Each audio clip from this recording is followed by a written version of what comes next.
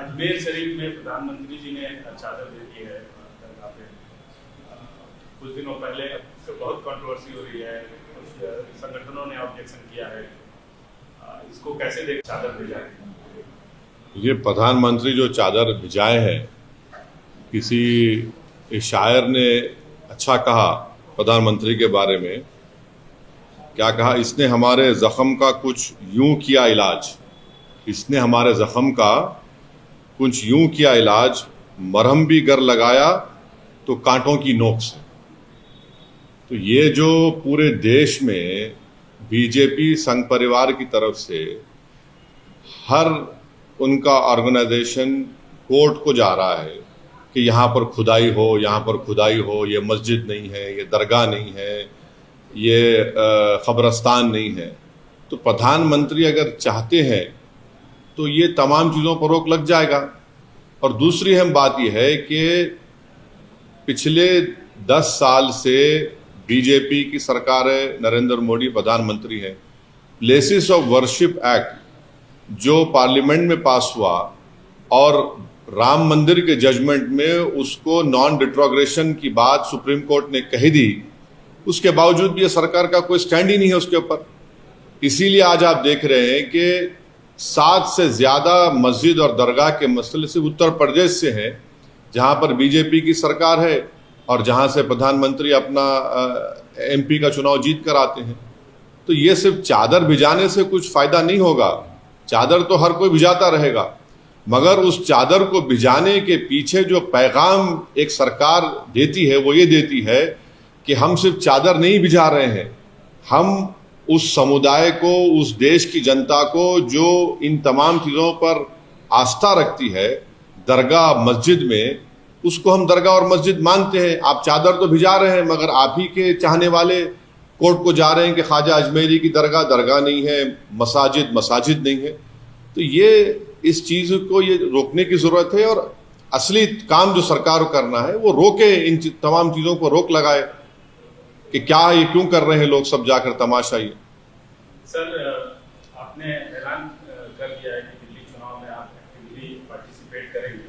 कल प्रधानमंत्री ने दिल्ली की जनता को कई सौगात दिए और साथ में जो मौजूदा सरकार है उसको उस पर कई तोहमतें उन्होंने लगाई और जो सौगात दिए, घरों के चाबी भी बांटे गए, उसमें हमने देखा कि अल्पसंख्यक समुदाय के लोगों को भी दिया। सबका साथ सबका विकास तो कहीं न कहीं उनके उस जेस्चर में दिखा। देखिए, मैं एक नहीं 2 से ज़्यादा आरटीआई एप्लीकेशन डाला हूं जिसमें हम सरकार से इस बात का डिमांड कर रहे हैं कि आपने अर्बन एरियाज में और अर्बन एरियाज से हटकर जो घर दे रहे हैं बनाकर, प्रधानमंत्री आवास योजना जो भी हो, उसका डेटा हमको दीजिए। बताइए आप कितने मुसलमानों को दे रहे हैं? देते ही नहीं है, बताते नहीं है। भाई क्या शेयर है उसमें जो आप गवर्नमेंट की स्कीम जो है इसमें मुसलमानों का क्या शेयर है? बताइए। अल्पसंख्यक समाज का, खास तौर से मुसलमानों का देते नहीं है। अब ये दिखाने को खड़ा कर देते हैं, थोड़ा वो देते हैं, मगर असल शेयर क्या है उनका वो नहीं बताना चाहते हैं। अब चुनाव है तो इसीलिए सब करना पड़ रहा है, मगर याद रखिए कि चाहे ये मौजूदा केजरीवाल की ड्रामेबाज सरकार हो या प्रधानमंत्री की कम्युनल सरकार हो, इससे ये बात मालूम हो रही है कि अगर 1 नेशन 1 इलेक्शन होगा तो फिर ये सब चीजें नहीं मिलेगी।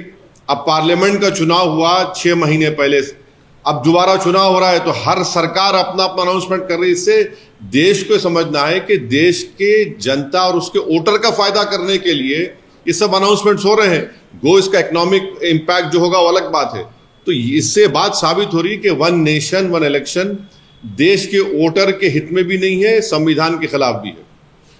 कितने सीटों में आप दिल्ली इलेक्शंस में कंटेस्ट? अभी वो फैसला हो रहा है, हमारे दिल्ली अध्यक्ष उस बात का तय करके आपको बताएंगे। मगर जरूर हम चुनाव लड़ रहे हैं और अच्छी तरीके से लड़ने की हमारी पूरी कोशिश होगी।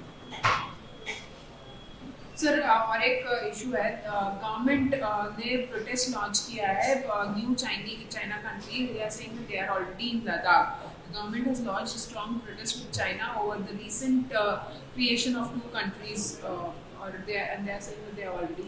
ये क्या लैंग्वेज है मोदी सरकार की? हम स्ट्रांग प्रोटेस्ट लॉन्च कर रहे हैं, फिर आप उनको बोल रहे हैं कि आके भारत में इन्वेस्टमेंट करो। फिर आप चाइना से कह रहे हैं कि ठीक है, हमारा जो इंपोर्ट इम्बैलेंस है चाइना से कंटिन्यू होता रहेगा। एक पॉलिसी तो रखिए ना। और हमको ये भी नहीं बता पा रहे हैं सरकार कि वो जो 65 में से 25 पेट्रोलिंग पॉइंट पर हमारी फौज पेट्रोलिंग करती थी, वो हम कर पाएंगे नहीं कर पाएंगे। और आप जो एग्रीमेंट चाइना से किए उसको ले जाकर यांग से अरुणाचल से मिला दिए। तो ये कोई चाइना की पॉलिसी नहीं है। मैं साफ तौर से कह रहा हूं, ये सरकार चाइना से डरती है। आपको हम स्ट्रांग प्रोटेस्ट क्या प्रोटेस्ट है? हमारी जमीन पर वो लोग ये एक कंट्रीज बना रहे हैं और डैम बना रहे हैं। और डैम बनाएंगे तो नुकसान किसको होगा? माने बिलियंस ऑफ डॉलर्स क्या उस चाइना ने अनाउंस कर दिया। तो खुद बीजेपी वाले कह रहे नुकसान हो रहा तो क्या करेंगे? आप खाली जबानी बोलेंगे? आप सरकार में हैं, आप पावर में हैं, आप प्रधानमंत्री हैं, आपकी पार्टी है, आप इसको क्यों नहीं कर पाते हैं? रोक क्यों नहीं कर पाते इन चीजों को आप? मगर आपको चाइना से पैसा चाहिए इन्वेस्टमेंट के तौर पर। सर, केजरीवाल ने टूरिस्ट हैं, अलग-अलग माध्यमों के उनको एक अमाउंट देने का एक तनख्वाह मुकर्रर किया कि ना देंगे सत्ता में आएंगे। क्या ये तुष्टीकरण की राजनीति नहीं है? और क्या एक सवाल में एक और चीज है, क्या आपके वहां पर एक्टिवली पार्टिसिपेट करने की वजह से ये चीजें हो रही है? नहीं, देखिए, एक बात आपको हम बता रहे हैं, तुष्टीकरण का जो आप बात कर रहे हैं, दिल्ली में जितनी विधानसभाओं में जहां पर अल्पसंख्यक समाज खास तौर से मुसलमान रहते हैं, आप जाकर उन इलाकों को देख लीजिए। मीडिया से मैं रिक्वेस्ट को जाकर देखिए, वहां पर क्या बुरा हाल करके रख दिए। दिल्ली का कचरा लाकर जहां पर अल्पसंख्यक समाज के मुसलमान रहते हैं वहां पर लाकर उसको फेंकते हैं। ये इनका जो बड़ा ड्रामा होता है केजरीवाल का कि हम क्लिनिक बनाए, स्कूल बनाए, कहां बनाया तुमने बताओ जहां पर अल्पसंख्यक समाज के मुसलमान रहते हैं? और तुम्हारा जो सरकार का जो परफॉर्मेंस है, डेवलपमेंट सब झूठा है, बकवास है। जाकर आप देखिए वहां पर जहां मुसलमान रहते हैं। चौथी बात यह है कि जो लोग जेलों में हैं उनके ताल्लुक से एक लफ्ज तो नहीं बोलते, जो उनके पार्टी के लोग भी हैं, भूल गए उन लोगों को।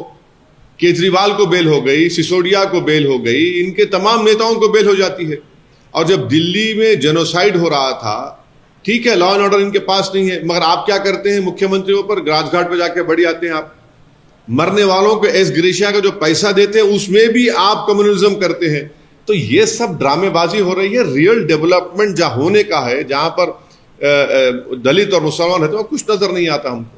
सर, आप हमेशा से सावरकर की आइडियोलॉजी वगैरह को चैलेंज करते रहते हैं, उसकी मुखालफत करते रहते हैं।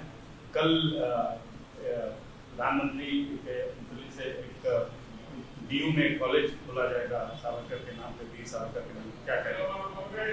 नहीं, हम प्रधानमंत्री से एक ही बात पूछना चाह रहे हैं कि क्या उनकी सरकार कपूर कमीशन ऑफ इंक्वायरी के जो फाइंडिंग्स है, जिसमें चीफ जस्टिस कपूर साहब ने अपनी इंक्वायरी कमीशन रिपोर्ट में कहा कि सावरकर महात्मा गांधी के कत्ल के कॉन्स्पिरेसी में शामिल है, यह प्रधानमंत्री हमको बता दें।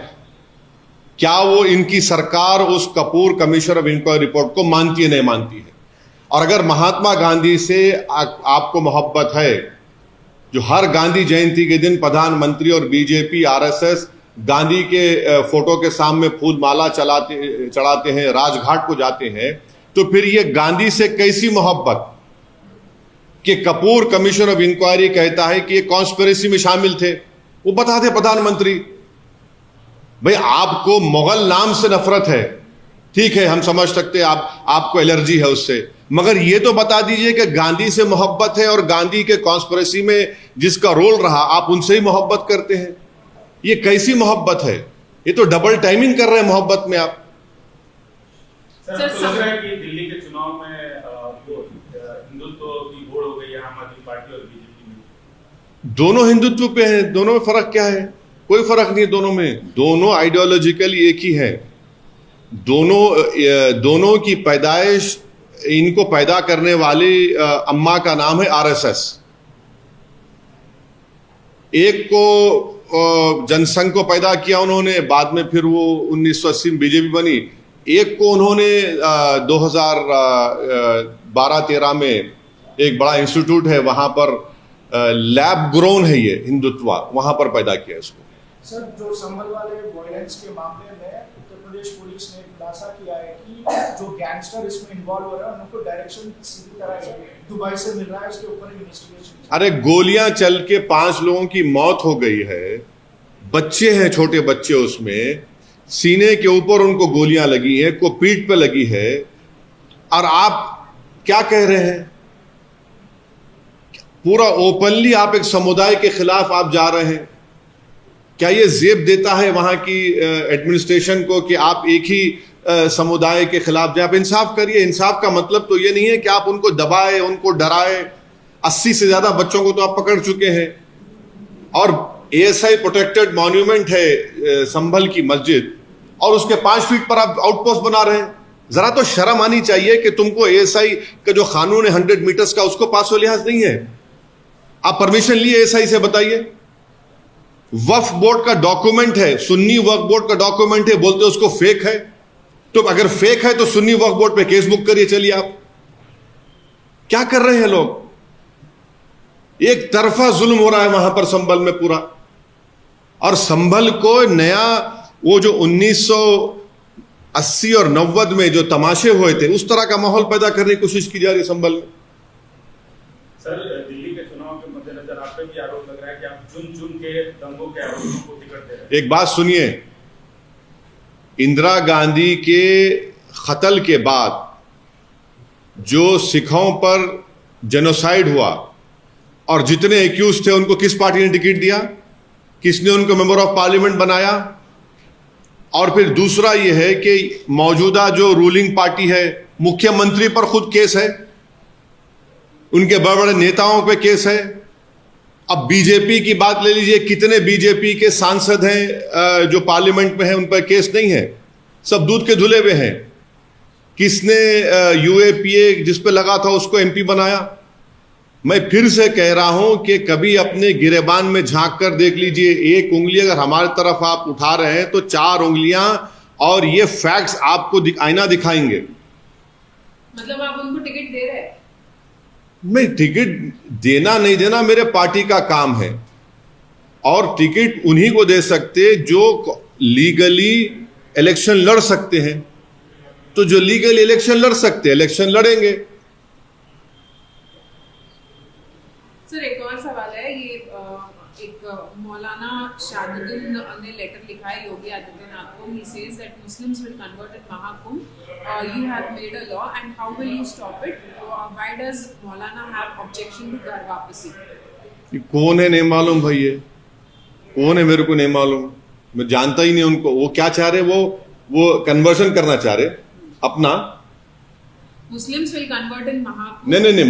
नहीं, मौलाना अपने आप को कन्वर्ट करना चाह रहे तो मैं रोक नहीं सकता हूं। मैं रोक नहीं सकता ना, right to choice fundamental right है।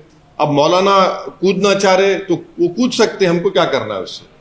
हम अपने संविधान के तहत, अपनी मर्जी के तहत हम मुसलमान थे, है, और इंशाल्लाह सुबह क़यामत तक भारत में रहेंगे।